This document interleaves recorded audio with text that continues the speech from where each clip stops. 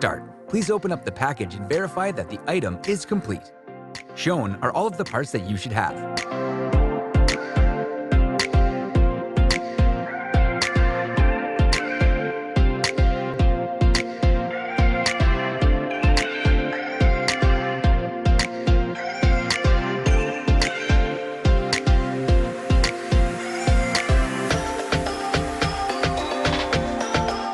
To start assembly, you grab the main body of the pool cleaner and the dive float restrictor ring.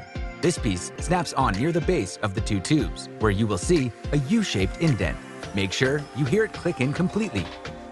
Next, you want to take the roller bumper strap, and on the bottom side of the main body, you will see two holes that this slides into. Click the bottom in place and then repeat near the top. Make sure all of the parts click in. Next, you want to take the pleated seal, making sure that the ridges are facing up, and sit the pool cleaner on top of it. Once you have part of the seal over the lip of the main body base, turning it will allow it to easily slide into place. Please be sure the full ring is within the grooves of the cleaner base.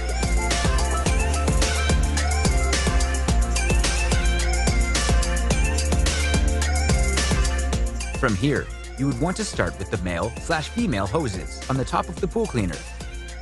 Push the hose on as far as you can get it, but do note, this will not and does not need to go all the way to the rim of the main body.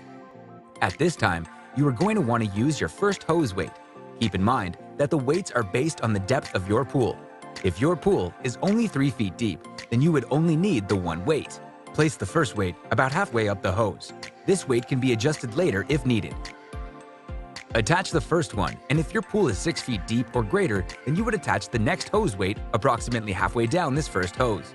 The next hose would have the last available weight, only if the pool is 9 feet deep or more. The calculation on the weights needed is based on every 3 feet of depth in your pool. We include weights to cover you for up to 9 feet in depth. However, if you have a 12-foot depth or more, you would need to purchase additional weights separately, which are readily available online or at pool supply stores. Each weight placed should be sitting in the middle of their own hoses in succession.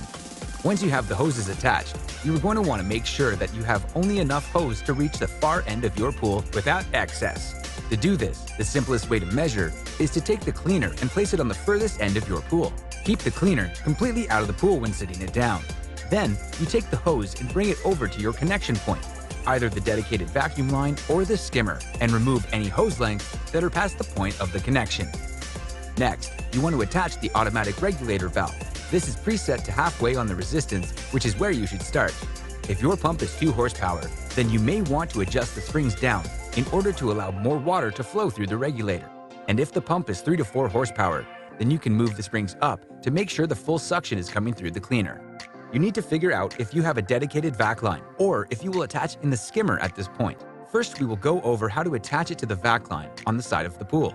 You can feel if you have a port that is large enough to attach the hose without the hose cone adapter on it, or if you need to have the adapter attached, go ahead and put that on the end now.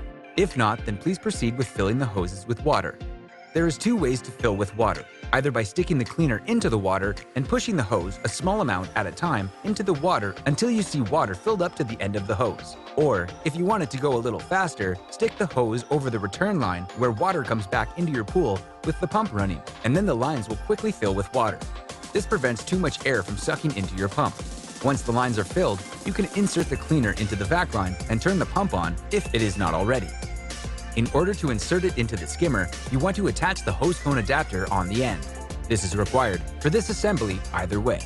Remove the skimmer cover and basket and feed the hose on the skimmer port on the pool where the water pulls in. Insert the cleaner into the piping inside the skimmer.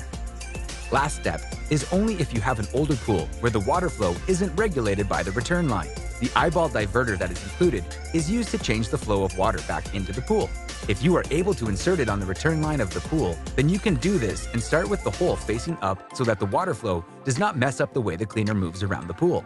At this time, you should be able to turn on your pump, and the cleaner should start to vibrate.